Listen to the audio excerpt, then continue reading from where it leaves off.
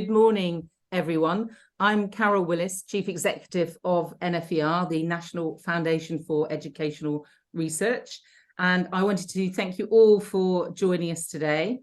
This is the first in a series of webinars being organised by NFER, and today we're focusing on the education workforce. And our aim is to explore some of the key issues facing education in advance of a general election next year. We're concerned that despite the scale of the challenges, education could be drowned out by other pressing issues, such as the cost of living and the state of the NHS. We're drawing on our research to focus a spotlight on education, ensuring that the public are properly informed about the issues and are challenging politicians from all parties to address them in their manifestos and their plans for government. If the country can't provide a good education for all its children, then there are long-term consequences for economic growth, living standards, and social mobility. Our future webinars will focus on skills, funding, and disadvantage. So I very much hope that you can all join us for those as well. We'll be publishing them on our website and also producing a range of analysis, publishing that in various places to inform election debates. We have a great group of panelists today. Thank you all very much for joining us. So I'll hand over now to our chair for today, Matilda Martin. Hi everyone, welcome to the NFER Teacher Workforce Policy webinar. My name is Matilda Martin and I'm a reporter for TES with a particular focus on workforce, and I will be your chair today. So today's panel's been organised by NFER, a leading independent provider of education research and insights, whose mission is to improve outcomes for future generations everywhere and to support positive change across education systems.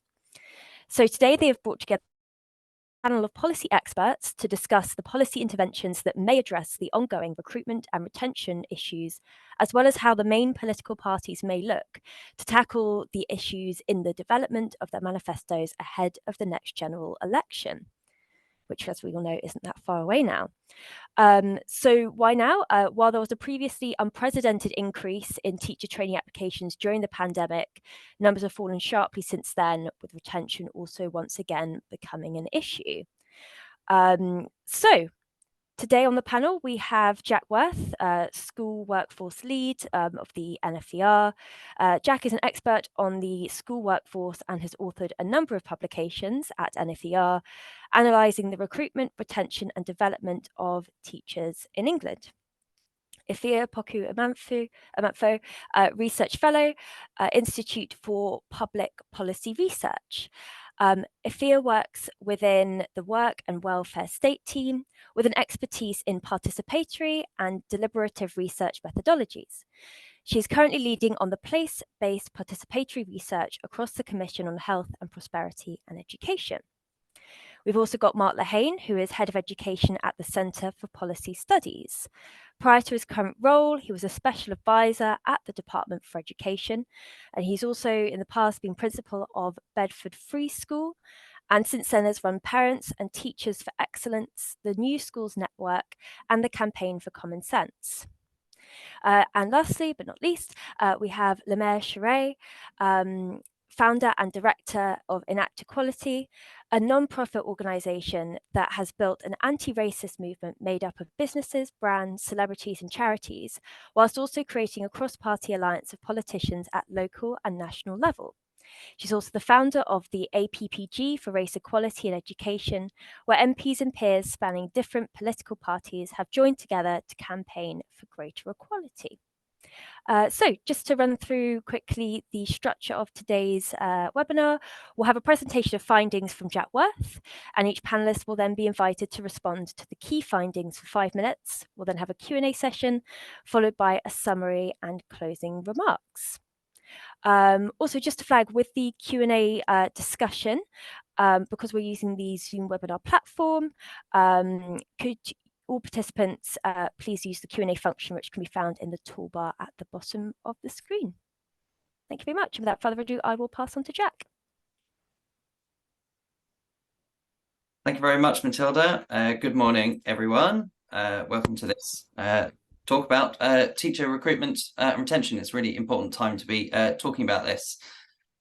So teacher supply in England at the moment is extremely challenging. The recruitment into teacher training was below target in most secondary subjects last year, and there continues to be under recruitment this year. So our latest forecast, based on applications so far, suggests that only 3 subjects will be above or at target this year, which means that it's a concerning situation. I'm just going to pop up a chart so I can talk you through the latest data on that.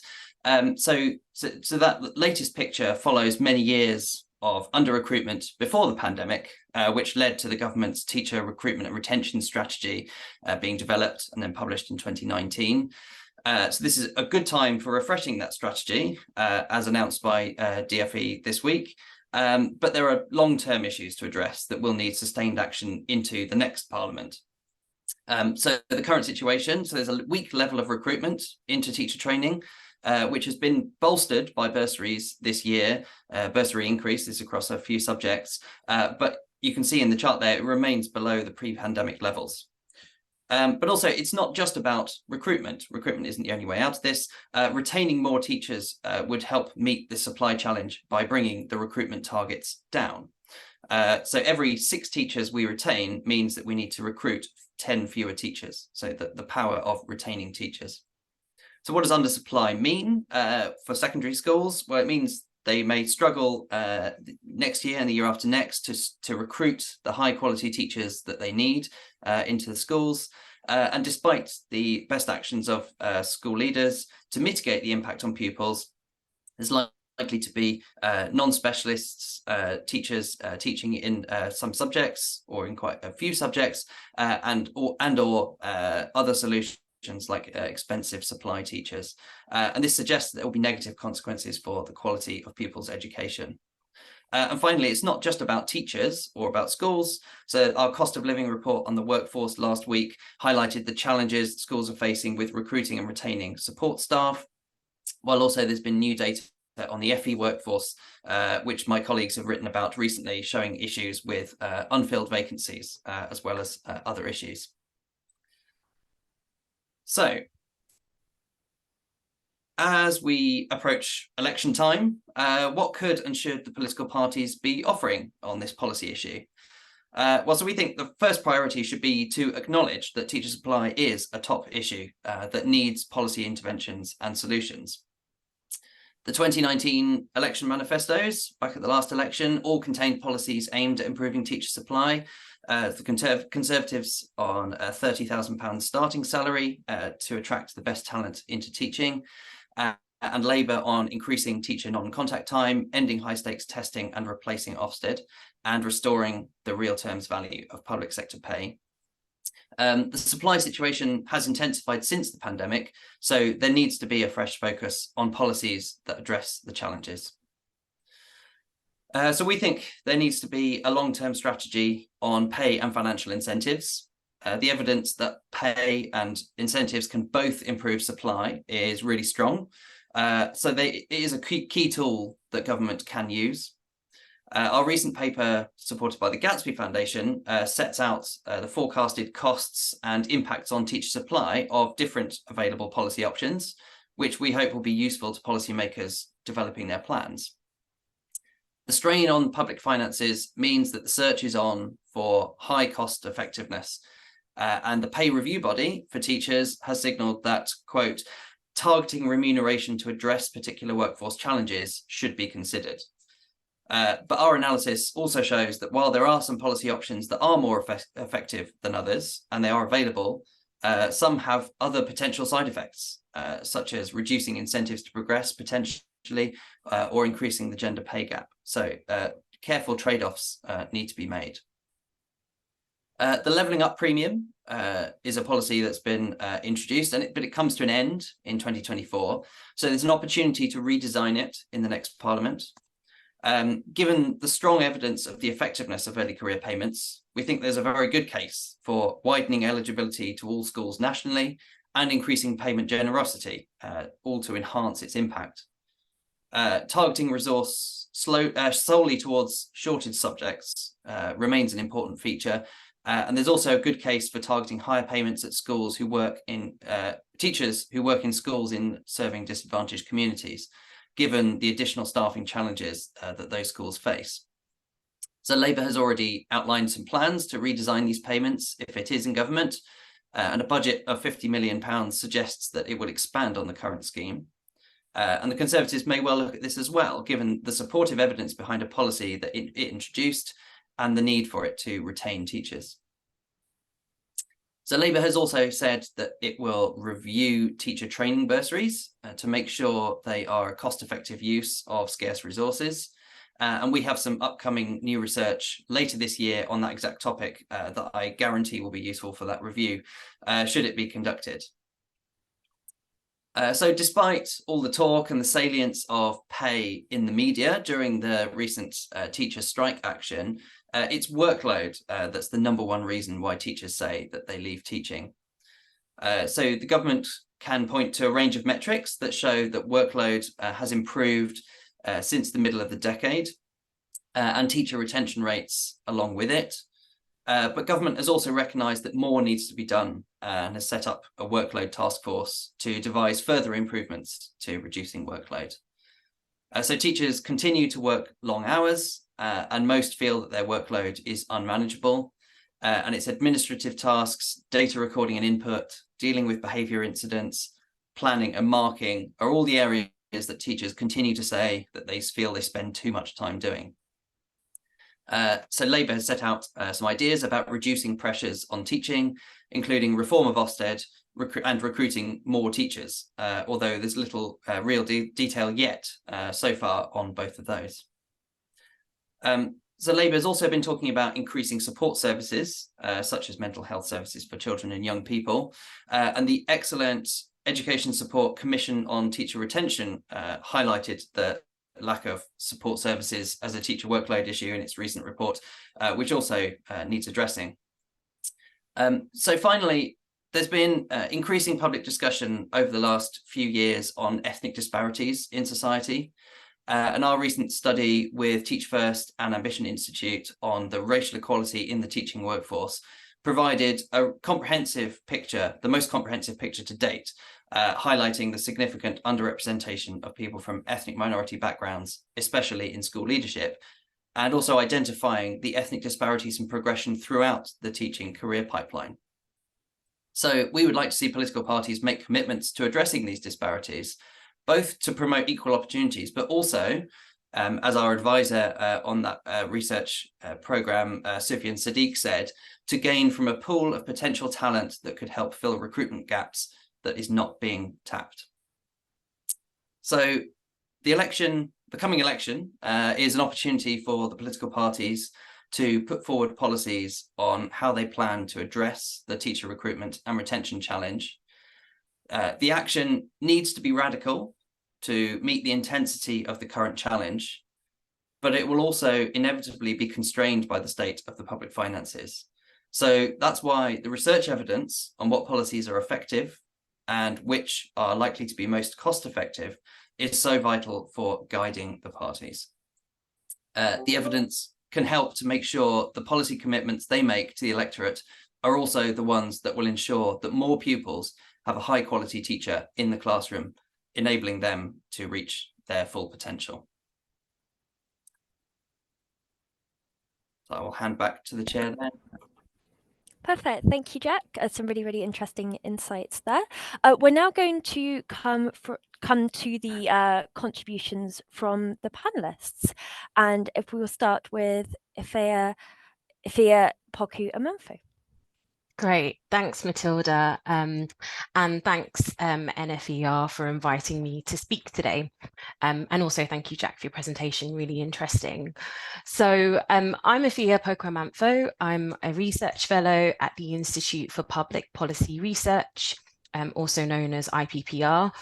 And for those of you who don't know who IPPR are, we are a progressive research organisation, and we work across an array of policy areas from the economy, health, migration, the environment, welfare, social security, and of course, education. So I guess I'll start off by saying that the teacher workforce crisis isn't happening in silo. And I think we can sometimes focus these conversations on specific issues like the workforce, but fail to see the broader systemic problems that are manifesting in schools that drive poor recruitment and retention. And I'm really interested in a more preventative approach to this, not just one that's reactive when things get pretty bad. And so we know that the workforce problem is clearly not improving at the rate that it should be, with the government having missed its recruitment targets every year for trainees every year since 2011, plus around 9% of the workforce having resigned last year. And this is happening whilst teacher unions year on year express that workload and stress are the primary causes of a diminishing workforce. And so this exodus of teachers essentially being scooped up by other sectors shows us that other industries are benefiting from those postgraduate skills, which is why, I would say that offering sort of bursaries are a great start, but they can't be a sole solution. And to add to that, I would essentially sort of say that we really need to look at the entirety of a teacher's career. So really thinking about starting from teacher training and early careers right up until retirement. And we need to be asking the questions on what kind of support is available to teachers throughout that process. What agency and autonomy do they have? How is their expertise, but also their own individual personal experiences being able to be brought into the classroom and schools? And we need to discuss this alongside the sort of changing and growing needs of children and adolescents. For example, 1 in 4 children are currently living with a mental health condition, and that's increased since the late 90s, where it was 1 in 10. And then simultaneously, children and adolescent mental health services in the NHS haven't been coping for some time. And we know that children are going into school hungry, and teachers are also suffering from the cost of living crisis and essentially having to fill in the gaps due to the lack of wraparound support. So this is the bigger picture and the battle that I think that we need to be taking on. And we also know that leaving the profession is especially acute in the first few years of teaching. So early careers teachers are particularly susceptible to leaving, and we're not responding to the support that they clearly need. So we therefore have an increasingly young workforce, so there's not going to be that transfer of knowledge and skills from more experienced teachers to new recruits.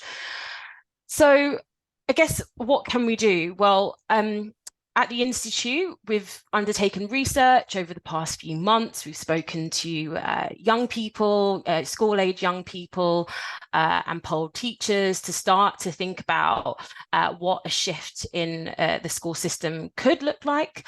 And this work has led us to think that we need to be a lot more aspirational in thinking about how we can essentially rebalance our education system that works for teachers, but for children, the economy, and society overall. And that means having policies that essentially address our current top-down high-stakes accountability system, quite a narrow curriculum and minimal resources for that narrow curriculum, let alone sort of the resources for extracurricular activities. And we could potentially look to sort of expand the minimum entitlement for teacher training and development, sort of ensuring that all teachers get access to 35 hours of quality training every year. But we've also heard that teachers are also tired of the kind of archaic overarching judgments in inspection reports. And I appreciate that there have been many reforms to Ofsted in recent years, and schools are often having to play catch up with those reforms. But we've still held on to a one-word rating system. And perhaps it's time for something a little bit more nuanced that combines inspection with sort of local knowledge and local context, and supports trusts, but also local authorities and communities to work together to improve their schools. So ultimately, I guess schools can't be determined by a single word. So how can we capture that better? And how can teachers also be part of this shift? How can they be part of this sort of change? So these inspections don't create the kind of stress and anxiety that we know that they do, but is actually a genuine opportunity for better support. So I guess to finish, I'll say that overall, we need a more of a political and cultural shift towards the teaching profession, which puts teachers back on the pedestal where they belong, and teachers need to really get back to teaching. And we know that the single biggest factor in improving pupil attainment is excellent teaching, but teachers can't be excellent if they're bogged down and burnt out. And young people I've spoken to also say that the system isn't working for them either. So a shift is likely to be welcomed by all, to get schools back to a more sort of regenerative and enriching environment for everyone. Thanks. I'll pass back to Matilda. Thanks, Sophia. Thank you. I particularly like that idea of kind of putting teachers back on a pedestal where they belong. And that's a really kind of important image, especially, during the pandemic when we had a lot of kind of media, portraying teachers in a certain way and kind of what they were doing when they were teaching from home. So that's yeah, definitely something to think about. So our next panelist who will be presenting is Mark Lehain. I'll pass over to you. Thanks, Matilda. Good morning, everyone. So I'm just going to say 3 things, and I'm going to set my timer so I don't over talk, because as a former head teacher, I can talk till the cows come home. Right, 3 things I want to say. Aside from the fact that I love Jack's chart, that's really got me thinking about stuff. So first of all, teacher recruitment and teacher retention, it's not just a problem in England. We just need to take a step back and remind ourselves of that. It is a problem in literally every country on the planet that you try and go and look at, apart from possibly 1 or 2 in Southeast Asia. There is a war for talent. Every employer wants to get the brightest and best in there. So the question is, how do we make sure more people consider teaching as a profession, as a career? And then also, once we've got people in the profession, how do we keep them in them? And in that regard, relative to lots of other countries, we're actually not doing too badly in England. I know it's really tough. That's not to say it isn't tough. It is really tough. And we have got a worry at the moment with people doing initial teacher training. But relative to lots of other countries, we're actually not doing too badly. And I'll talk about that briefly. And the third point I want to make is we've got loads of opportunities to do even better than we are so far. There's lots of levers that we can pull that we know will make a difference. It's about having the political cover and then the persistence in terms of those levers when we pull them. So first of all, why do I say that teacher recruitment and retention is a global thing? I mean, you can literally go to Google. I know that's not a proper sort of research. Go to Google and type in teacher shortages followed by a country, and you will find, for virtually any country you can think of, lots of news stories or research about teacher shortages in that particular country. And so whilst the Conservatives are in charge in Westminster and therefore English schools, they're not running the school system and teacher recruitment and retention in Scotland, Wales and Northern Ireland. They're not in Australia, Canada, France, Hong Kong, Jamaica, Netherlands, New Zealand and Peru, which were just some examples I went and checked up on in the last few weeks. So it is a global thing. Although it might not feel like it, and I'll come on to why it doesn't feel like it, actually, in some ways, teacher numbers have held up quite well in recent years. One of the key metrics is the pupil to teacher ratio. That hasn't actually changed hugely at primary school level since 2010. And at secondary school level, it's only gone up by a bit since 2010. We're at about 16.8 pupils per teacher at secondary school with the last bit of data, up from just under 15 at 2010. But at primary level, it's not changed at all. So the question is, given that the number of teachers hasn't shrunk relative to the number of pupils very much, why does it feel so much harder? And that's where I think I'd refer back to some of the other things that the previous speakers have said, which is there's lots of other things going on around schools that make working in schools harder and feel harder as well. And so we can't just look at teacher recruitment and retention without looking at the 2 biggies for me: children's social care and reforming that, and everything around special educational needs and disability and alternative provision. That's not to ignore what's going on in schools. It is really important. But I think it doesn't matter how much money or people we put into our schools, until we sort out those supporting sectors, those complementary sectors, things won't feel or be much better. And what are those levers that we've got where I think we've got loads of opportunities to do even better? Well, first of all, there are actually still quite a lot of, and bear with me, I'm going to choose my words carefully, but people might not like it. There are still a lot of teachers that we could deploy better within our schools. If you look at curriculum-led financial planning and you run it across the system as a whole, And if you assume that you can have class ratios a smidge higher than they are now, you come out with, at primary and secondary, something like 30 to 60,000 spare teachers. Now, I'm not saying these are spare teachers, these are not teachers sat around. These are teachers that we could be deploying even more efficiently, teaching within their specialisms, and that would help the situation an awful lot. Now, that wouldn't necessarily solve shortages in key subjects. There's not 20,000 maths teachers sitting around not doing something, but it would go a long way to plugging a lot of those gaps we've got. So we can do better with the teachers we've got in terms of numbers. We should also treat the teachers we've got better. I hear everything that people say about high stakes accountability. There are actually fewer high stakes accountability measures now than there were pre-2010. We mustn't forget that. They're not floor standards. They're not threshold targets. It literally all comes down to Ofsted, which is a big deal. I know that I haven't been ahead and been through 2 Ofsteds, but there are actually fewer high stakes accountability measures now than there were previously. What we need to do is 2 things. One, have the politicians create the space for school leaders to step into and do the right thing. And there are 2 key areas where they need to do that. One is behaviour, because it doesn't matter how well paid you are, if you have classes that are unruly and making your life hell, or parents that are making your life difficult, you won't stay. We know that's one reason why people leave the profession. And the other one is the unnecessary workload. They are not created by politicians. Head teachers have the levers they need to keep their schools safe and to keep them orderly around behaviour. And they also don't need to ask people to be doing lots of these ridiculous workload things, which people hated in the past. But for some reason, lots of us are still doing it within the system. We need to work together to have the nerve to stop doing those things. And then the final thing I would say is, I still think we need to give the recruitment and retention strategy time to bed in. There's a lot of money being spent there. We're doing something like £130 million a year on the early career framework, over £100 million a year on bursaries. It might not be enough. It might not be exactly as we want it to be, but it is starting, I think, to make a difference. It's worth revisiting it, and the government have said they're going to revisit the recruitment and retention strategy. But let's not ignore the fact an awful lot is already being done to try and get people in and to keep them. That was just over 5 minutes, but thank you.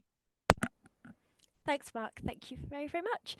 And we will pass over to contribution for our final panelist, Lehain Sherae. Hi, thanks so much, Matilda, and thank you for having me today. So I am the founder of the All-Party Parliamentary Group for Race, Equality and Education. Essentially, it's a broad coalition of members of the House of Commons and the House of Lords who have joined together to campaign for race, equality and education, as stated in the title. It's now the biggest group in Parliament, which is super exciting. We launched it 2 years ago, and it's now made up of over 100 MPs and pairs, and we have representation from all of the main political parties. So we have Labour, Conservative, Lib Dem, DUP, SNP, and so on as well. And Caroline Lucas as well from the Green Party. So that's grown very quickly. The group was established by my organisation, Enact Equality, which is an anti-racist non-profit organisation that runs national campaigns with celebrities and political leaders with an aim to transform legislation in Parliament in regards to the advancement and support of Black communities across the UK. So we have partnerships with the Premier League, with UKRI, recently with Penguin Books, and a variety of other well-known organisations in the field too. And I think this discussion is really important. I was frantically taking notes while some of the speakers were talking. I think that Jack's point, where you briefly touched on race disparities in teacher workforces as well. So that's, of course, like a really big policy area that we're looking into at the moment. I know that the most recent research that we saw was that almost half of schools in England and Wales have no ethnic minority teachers at all, and that's even in diverse areas with a lot of Black and Asian pupils. I want to make it really clear that this doesn't mean that Black adults aren't applying to become teachers, or that the statistic is only representative of the wider UK population, for example, as research shows that people from Asian and Black backgrounds are actually overrepresented amongst applicants to the initial teacher training course, which is really interesting. This specifically indicates quite a high interest in teaching. But I think what is pretty clear is that ethnic minority candidates are simply rejected at disproportionately high rates when applying onto the course. So 2/3 of people from white ethnic backgrounds have their applications accepted. However, when looking deep into the statistics, it becomes apparent that only 57% of candidates from mixed ethnic backgrounds are admitted onto the course. Only 53% of applicants from Asian backgrounds and only 45% of applicants from Black backgrounds are permitted onto the programme. So a key aim of ours will be to tackle race disproportionality in the rejection rates to the initial teacher training course, looking into how we can make the application process more equitable to not only ensure that we increase Black representation in teacher workforces, but to also promote kind of a more fair and just education system more broadly. In addition to that, I think that Mark touched on a pretty important point around behaviour as well in schools and how this can link to retention rates in schools as well.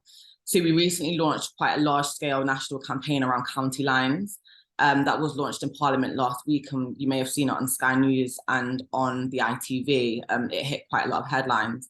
County lines is on the rise, and what a lot of policymakers are missing is the fact that a lot of county lines networks actually push children to display certain aspects of behaviour in schools as a result to further push children to be excluded out of mainstream schools and to also increase the likelihood of them being involved in crime outside of schools as well. There's a direct linkage there.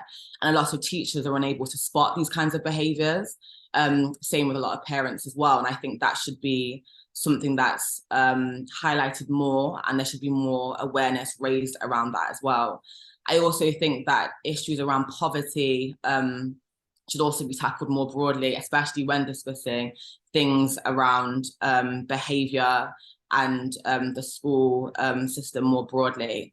And lastly, in terms of kind of retention and recruitment in schools, I think it's really important that, of course, the political parties think about a strategy to tackle that directly. I know that we're speaking with the Labour Party at the moment around the Race Equality Act with Doreen Lawrence, and there's definitely some work happening there.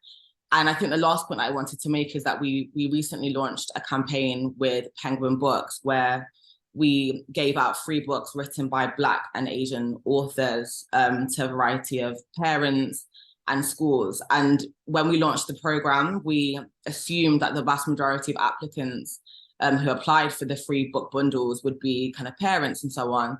But actually a lot of teachers contacted us. I think maybe over 100 teachers contacted us within like a period of 2 weeks.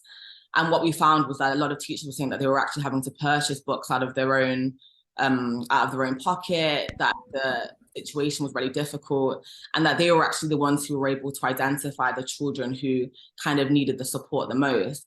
And I think if anything, that really reflects on how critical the issue around recruitment and retention really is, because it has a direct impact upon kind of the well-being of children more broadly. So I think this is a really important discussion, and hopefully we can kind of discuss these issues in more detail as the panel Q&A goes on. Thank you very much. Thanks very much, Lehain. So we'll now come to a 5-minute discussion amongst the panelists. Just to kick things off, I know obviously Mark mentioned that there was an update to the recruitment and retention strategy that was coming up and announced by government this week. I was just wondering if any of you have any specific ideas about what you think, parties should be looking to put in such an update to boost recruitment and retention ahead of the general election. Don't know if anyone has any specific ideas. I mean, I would add to that question to kind of really think about, I guess, some of the points that I made earlier, which is the kind of broader systemic kind of problems. I think mental health, sort of the crisis that's happening amongst young people, is particularly bad. So it would be really great to see political parties across the spectrum look at the co-location of services, think about school nurses or counsellors in schools. For example, we did some polling with teachers, and just 1/3 of teachers in England, so around 33%, said that their school only has a nurse. So there's 2/3 of schools across England that don't have kind of, you know, sort of health specialists there. And teachers are essentially having to take on that kind of responsibility. And I think my point that I made around teachers getting back to teaching is it's essentially in reference to that teachers shouldn't have to be the therapists and the nurse as well. So it'd be really great to see kind of thinking about how the kind of wider public sector, sort of the funding there and how they intersect with one another, and how some of the problems that are really the responsibility of other public services are kind of coming into school, and teachers and school leaders are taking on the brunt of that. Sure. Yeah, I think there's definitely been, you know, school leaders have been saying for a while, haven't they, that schools have become the fourth emergency service, and that are having to face issues increasingly. So yeah, that's definitely, you know, very, very true. Has anyone else got any ideas as well around that update to recruitment and retention strategy? What I would say is, having been lucky enough to run schools, but also to be inside government and seeing how policy decisions are made, there is a real focus, a genuine focus on looking at what the evidence tells ministers about where you get your biggest bang for bucks. I mean, that's one of the reasons why the government adopted the £30,000 starting salary, because officials are able to show them it's going to cost you X, but it should have this, you know, Y impact in terms of upping your number of people that come into the profession. And obviously the pandemic sort of thrown everything out the window in the labour market in terms of what impact that 30k starting salary will have, but they are really interested in following the evidence. So for me, the other thing potentially that we could look at is what impact the recruitment and retention strategy is having around special educational needs, both within mainstream schools, how we better equip all teachers to work with young people and to be aware of learning needs, but also the NPQ SEND-Co. I think it's really important that we upskill our SEND-Cos even further. That's not to be critical of the brilliant job they're doing now, but we have to make sure that SEND-Cos are aware, all SEND-Cos are aware of how they immerse themselves in the evidence and the research out there about the best interventions to support young people in their schools. And then alongside that, we need to really think hard about the recruitment and retention of specialist teachers into the specialist sector. So what we might call special schools and alternative provision. We really, really, really need to make sure that young people in our specialist sector are absolutely looked after. And the number one thing we can do to do that is to put even more money and investment and training into their staff. Thanks, Mark. Thank you. Anyone else have anything else to add? Yeah, so a couple of the solutions that we're looking into at the moment. So in terms of kind of on the ground solutions, we're looking into the early exposure to teaching in schools and colleges, so providing students with an opportunity to learn about teaching as a career, gaining teaching experience in a real world classroom, also financial support and incentive for students, so scholarships that aim to decrease the financial barriers and opportunity costs that may prevent certain individuals from becoming teachers.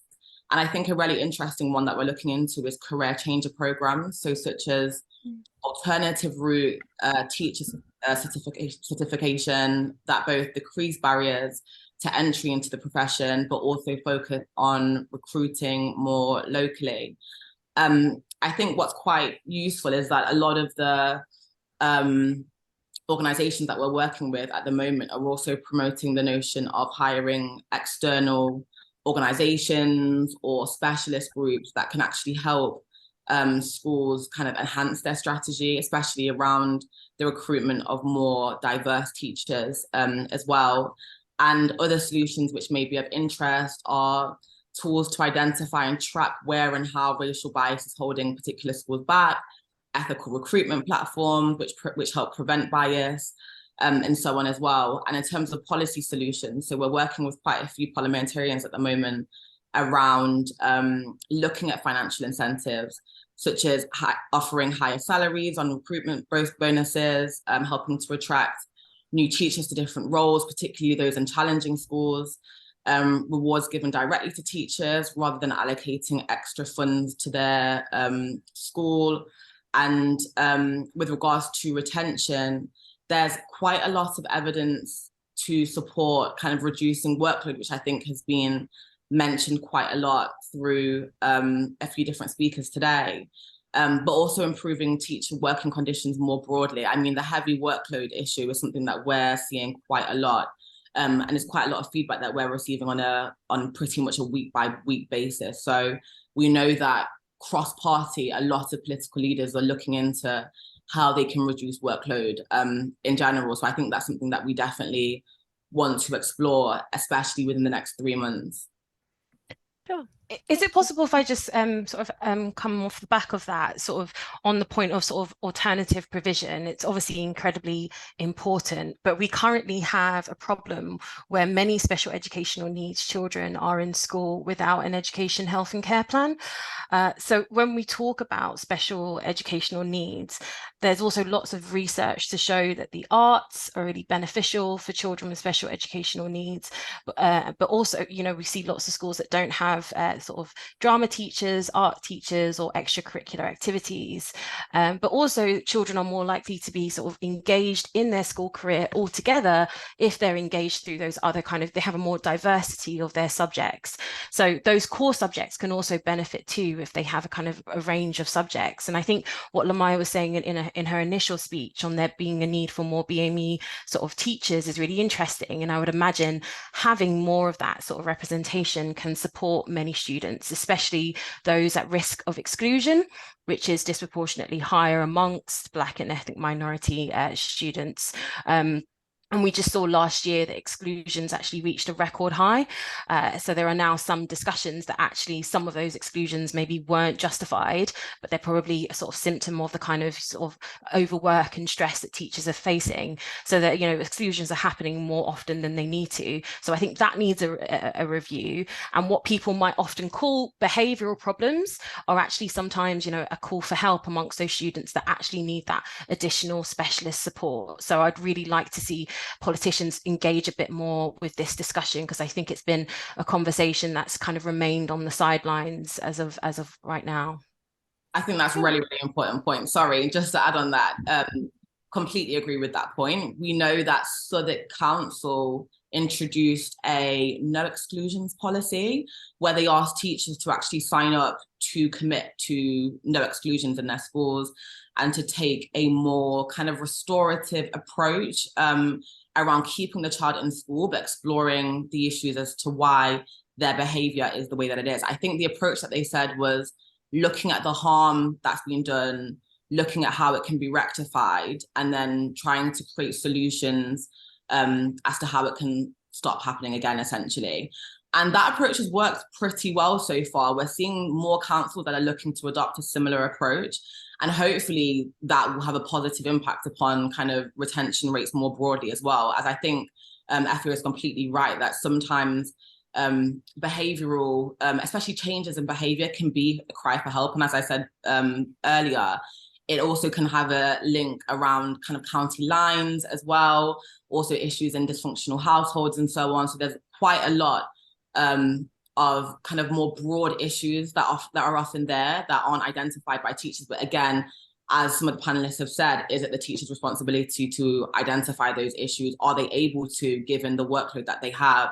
And we know that there's quite a lot of incredible charities like Power the Fight, for example, who work to introduce kind of mental health professionals or support workers in schools to basically really kind of look at some of those issues, but to also support children who need it the most.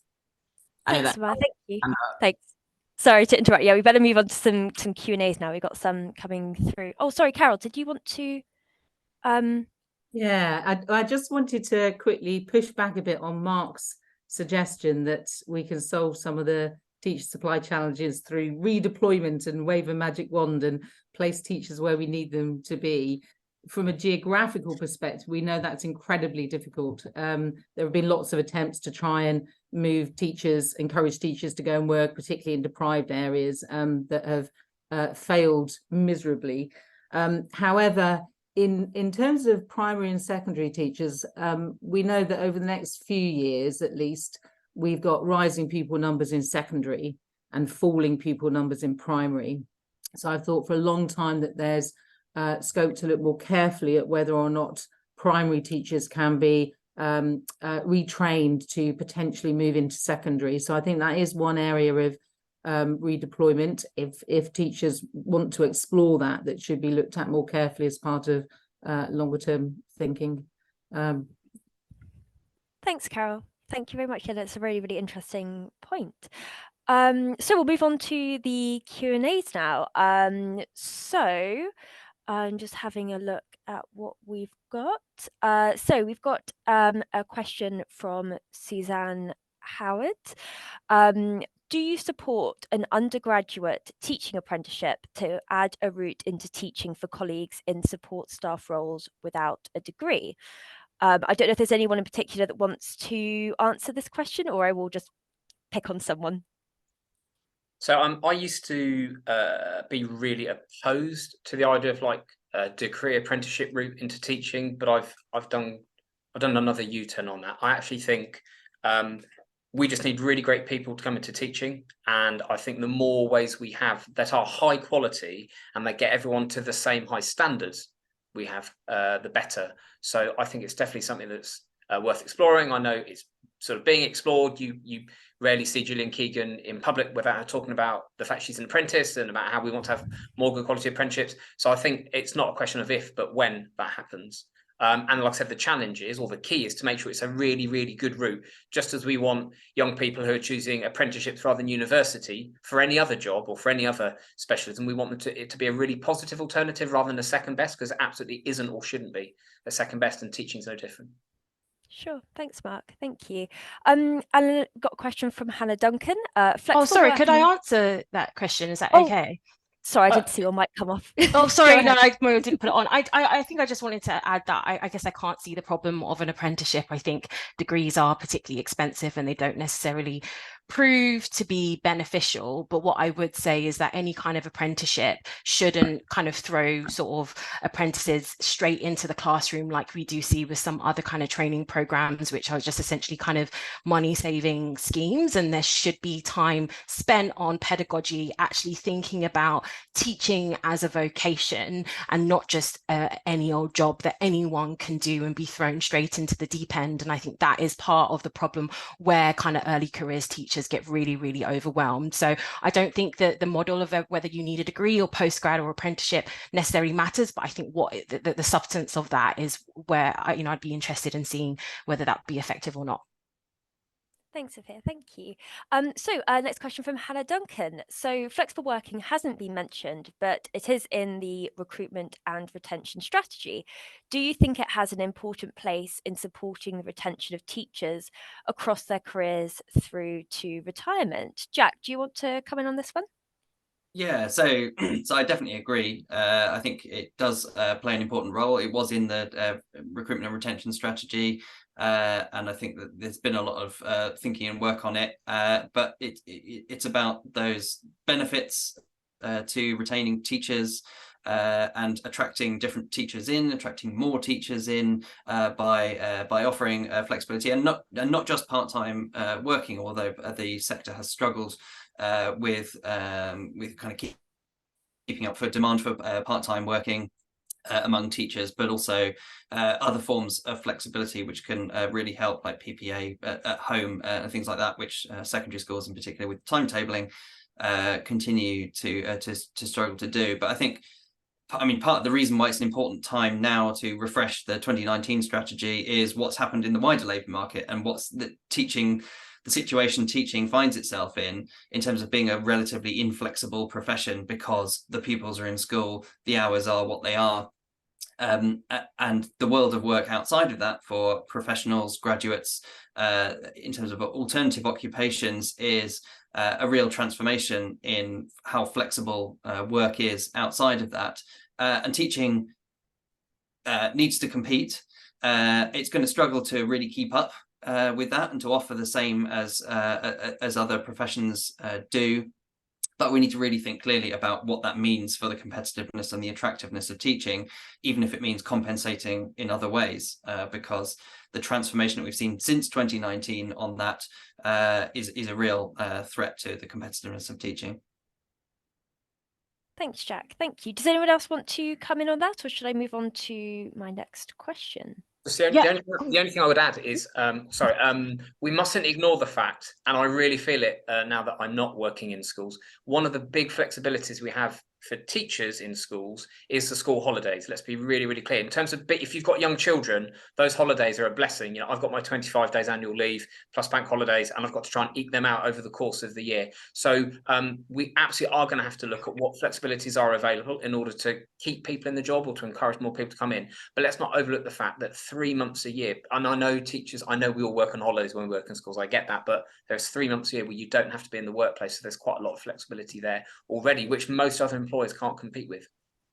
Thanks, Mark. Efua, did you want to come in on something? Yeah, I mean, I guess just on flexible working, I would say it's absolutely important and something that should be on the political agenda. I think offering more flexibility could ensure that teachers could go away and come back to the same school that they, you know, maybe have spent years at. I know teachers often want to kind of start, kind of see young people throughout their school career. So from year 7 to year 11, if they were able to take breaks in that, they were able to come back to sort of the same school. And many teachers I speak to sort of say at some point in their career, they'll want to have a break, they'll need to have a break. So I think that could be a benefit, and also be a benefit for gender inequality too. Many women across professions go and start a family and then don't or just can't come back because of childcare costs, and it's just no longer economically viable. And so that's very important for gender equality. And then also, I guess, the idea that school holidays are kind of a benefit, I think that argument is particularly weak now as teachers are overworking. I think if we were to really add up how many hours teachers are working, I'm not sure that those school holidays would necessarily prove as much of a benefit as maybe they used to be. So if we can get sort of that overworking down, then I think some of the flexible working that is currently in place, or the holidays, might be more of a benefit than they currently are. Thanks, Efua. Thank you. Thanks. You actually could have briefly touched on this, but sorry, more questions to go through. It keeps moving. Emma Shepherd says women aged 30 to 39, particularly mothers, are the largest demographic to leave teaching every year. Would you support specific support, coaching, and provision for working mothers as a workforce rather than equality measure? Don't know if anyone has any particular ideas about that. I'm not sure about necessarily like specific targeted coaching for women. I mean, I'm not sure that like women would necessarily need coaching, but I think that childcare costs, and that being, and I know that's been on the political agenda across political parties, and having more wraparound support for parents, and also for men as well. So paternity leave, I know, many teachers who sort of try and plan to have a baby around the time of summer so that they can have longer paternity leave. So those kinds of support given to sort of new parents, I think that could make a big difference. Lamaya, did you want to comment on this at all? Sorry, Rose, you haven't had a chance to speak in a bit. Yeah, no, I mean, I completely agree with the points that Efua raised, to be honest. I agree that I think there are particular modes of support that should be targeted rather than kind of a more broad approach. But I do think there needs to be kind of a clear strategy around that, especially where there have been issues identified around women leaving the workforce. And it's the same with the kind of policies that we're looking at around race equity in the teacher workforce as well. Like, we're looking specifically around issues in regards to access, again, retention, but also progression in the workforce as well, which I think hasn't really been touched on. The teacher workforce is quite different in comparison to a variety of other professions, in that the progression through the workforce tends to be pretty horizontal a lot of the time, and that's the feedback that we've received from quite a lot of teachers as to a reason why some are leaving also. So I think that's something that we're discussing and looking into more broadly. But yes, I do agree that a targeted approach would be useful, but in regards to looking specifically as to why women are leaving at these rates, but also how to support mothers so that they feel that they can kind of progress within the teacher workforce more broadly too. Thank you. Thanks. I think we've got time for one more question. So we'll go to David Egan, who says, nearly all other professions recruit to the profession and then develop entrants. Why do we continue to recruit teachers to specialist routes from the outset? I don't know if anyone has any particular burning ideas on this.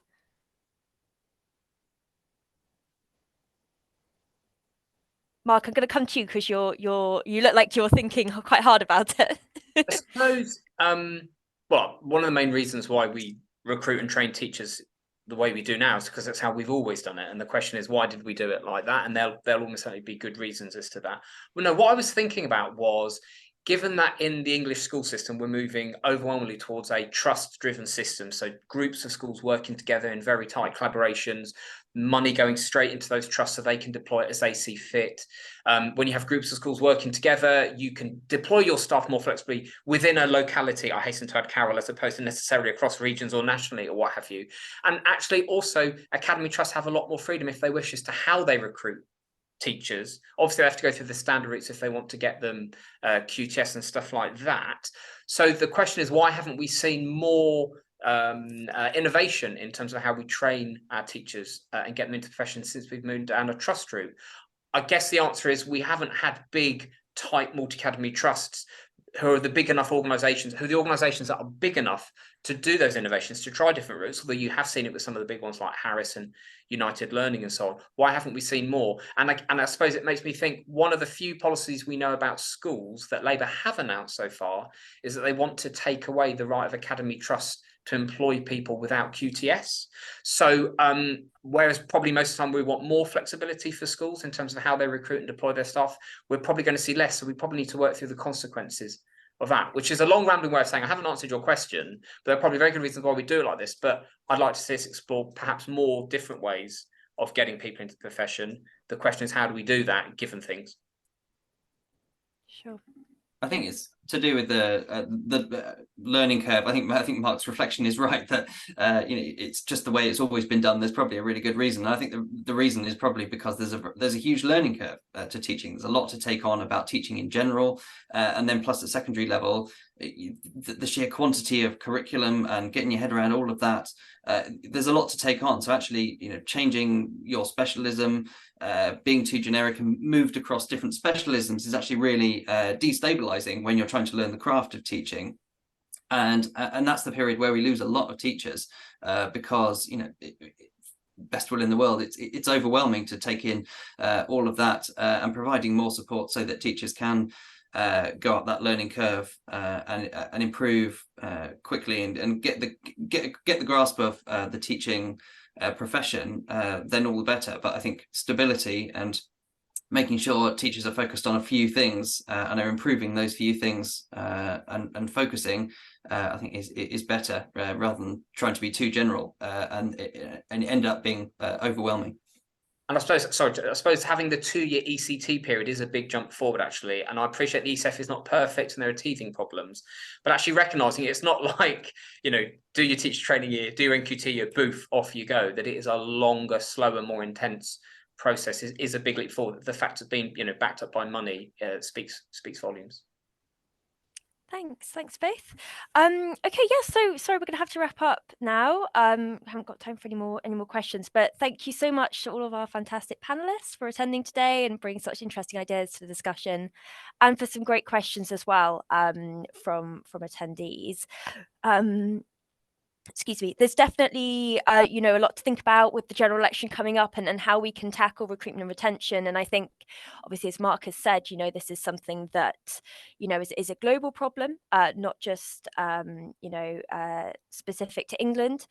So maybe one of the things we can do is kind of look at maybe how shortages are being tackled globally as well. Might be something interesting to think about ahead of the next general election. But yes, thank you so much. And I hope you all enjoy the rest of your week. Thank you.